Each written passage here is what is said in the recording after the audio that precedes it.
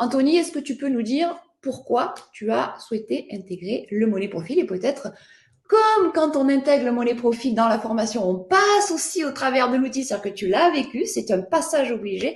Est-ce que tu peux nous dire et nous parler de ce que tu as vécu? Ouais, bien sûr. Bonjour déjà Sandrine, bonjour tout le monde. Donc moi, comme c'est écrit, je suis coach et business et mindset pour solopreneurs, précisément depuis 2017. Moi déjà, j'ai voulu le faire parce que j'avais posé une intention. Je pense que ça vient toujours de ça, hein. Je me suis dit 2023, c'est l'année où je me focalise sur l'argent, sur mon rapport à l'argent. Et comme par hasard, on m'a parlé du Money Profile, alors j'étais pas du tout allé le chercher. Et du coup, je me suis dit, OK, l'opportunité vient. Je sais pas ce que c'est, je comprends pas trop l'outil, ce que je t'ai dit au début, hein, les graphes, là, les curseurs. Je me suis dit, OK, qu'est-ce que c'est que ce truc? C'est pas forcément ce que je recherche, mais j'avais posé l'intention, je suis allé au bout de la démarche. Euh, et, euh, et du coup, j'ai choisi de faire cet accompagnement parce que j'avais déjà fait plein de séminaires, d'ateliers, de formations sur la relation à l'argent. Mais je savais, et là ça fait vraiment depuis 6 ans que j'en fais, je voyais bien qu'il me manquait des choses. Je voyais bien qu'il y avait encore des blocages, qu'il y avait encore très certainement des croyances, et pourtant j'y travaille, hein, et j'aide mes clients sur ça. Et là, déjà, ouais, de le faire pour moi. Je me suis dit, je vais d'abord le faire pour moi pour voir si c'est un intérêt de l'ajouter moi dans ma pratique pour mes clients. Et j'ai vu beaucoup de changements. Il y en a certains dont tu as parlé, hein, au niveau perso et au niveau pro. Au niveau perso, déjà, ce qu'on a vu assez rapidement ensemble, c'est que j'avais compris plein de trucs intellectuellement, j'avais compris des choses mon rapport à l'argent, sur la relation à l'argent de manière générale, mais émotionnellement, c'était pas encore passé. Donc il y avait encore un décalage en fait entre ce qui m'arrive dans d'autres domaines, hein, entre ce que j'ai compris et ce que je ressens vraiment, quoi. Et du coup, comment j'agis derrière. Parce que voilà, mes émotions, mes actions et mes résultats, du coup, ça a impacté ça. Euh, donc déjà, moi, ça a été l'un des premiers, je pense, un des gros déclics auxquels je ne m'attendais pas du tout. C'était d'avoir, au niveau émotionnel, d'intégrer des choses, de transformer les choses dans ma relation avec certaines personnes, de ma famille notamment, qui font que ça bloque en fait, qui font que je reste sur des anciennes émotions qui sont pas bonnes en fait, enfin, qui me retiennent, qui me freinent. Et ça, c'est vraiment les trucs auxquels je m'attendais pas du tout et qu'on est allé voir. Et c'est là, je pense, où j'ai commencé à comprendre que le Money Profit, c'est pas que un outil, mais ce qui compte, c'est tout l'accompagnement qui va avec, et notamment l'accompagnement avec toi, mais maintenant l'accompagnement avec plein d'autres coachs, où chacun va apporter sa couleur, son expertise, sa vision du monde, sa façon d'accompagner, qui fait que ça va créer une expérience en fait. Et je pense que tu l'as dit, moi j'aime beaucoup ce mot, c'est pas un outil, c'est pas une formation, c'est une transformation, vraiment. Donc moi j'ai vécu ça au niveau perso, c'est vraiment cet alignement entre ce que j'avais compris et au niveau émotionnel, au niveau de mes comportements, comment j'ajuste et je libère plein de choses qui me retenaient. Au niveau pro, il y a quelque chose que tu as cité et moi qui m'a vraiment marqué et j'y avais jamais accordé d'importance, c'est que pour le coup, le curseur, tu l'as montré, hein, sur ton exemple, hein. Ce que ça a démontré chez moi, c'est qu'il y avait une énorme fusion entre moi, ma personne et mon business. Mais bon, j'allais dire, c'est normal quand on est solopreneur. Moi, je le vois avec mes clients, mes prospects tous les jours, hein. On est son entreprise, quoi. Souvent, hein, par défaut, quoi. On se dit ça.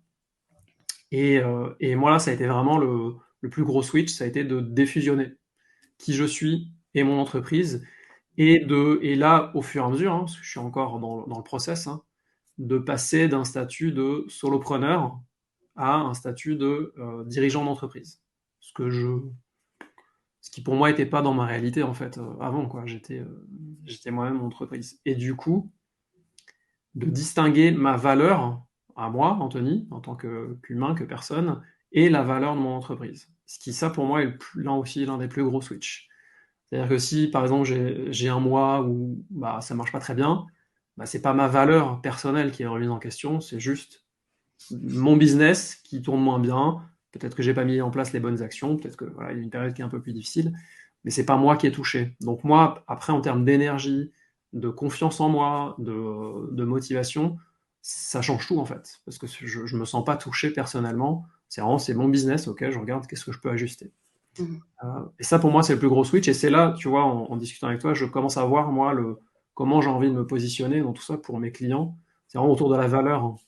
qu'on a, parce que ce que j'ai bien compris aussi en parlant avec des prospects et des clients tous les jours, c'est que bien souvent, c'est le rapport à l'argent cristallise ce sujet-là de la valeur qu'on se donne. Et quand on n'est pas au clair, quand on n'a pas une relation saine avec l'argent, et du coup, on a du mal à valoriser ce qu'on fait. Du coup, on a du mal à fixer un tarif. Et du coup, on a du mal à vendre. Et ça, moi, plus je Ouais, parle à des prospects et des clients, plus je m'en rends compte, en fait. ouais. Et la boucle est bouclée. Hein. Et effectivement, dès qu'on commence à regarder ce que tu dis, en fait, hein, on regarde soi et ça se détricote au niveau du business après, comme voilà, de la fluidité. Hein. Et c'est d'ailleurs voilà, les bonnes raisons, j'imagine, qu'après ont fait que tu as décidé aussi de passer à la formation. Parce qu'au démarrage, tu ne savais pas encore. Clairement, c'est de l'avoir fait. Hein. Moi, c'est évident. Moi, je m'étais dit, je te l'avais dit d'ailleurs clairement, je le fais pour moi. Mmh. J'ai besoin de vivre l'expérience pour me dire, ah oui, je vois ce que ça peut changer pour mes clients ou pas. Et Ouais. de l'avoir fait pour moi et d'avoir vu des trucs auxquels je m'attendais pas du tout. Pourtant, encore une fois, ça fait 6 ans que je bosse dessus. Il y avait encore des trucs qui étaient là et que je voyais pas, où j'étais pas mûr, en tout cas à l'époque, hein, à transformer, hein, clairement.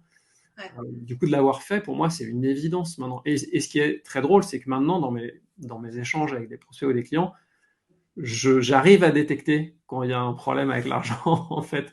Je pense qu'avant, j'avais pas mis de conscience sur ça, donc je passais à côté.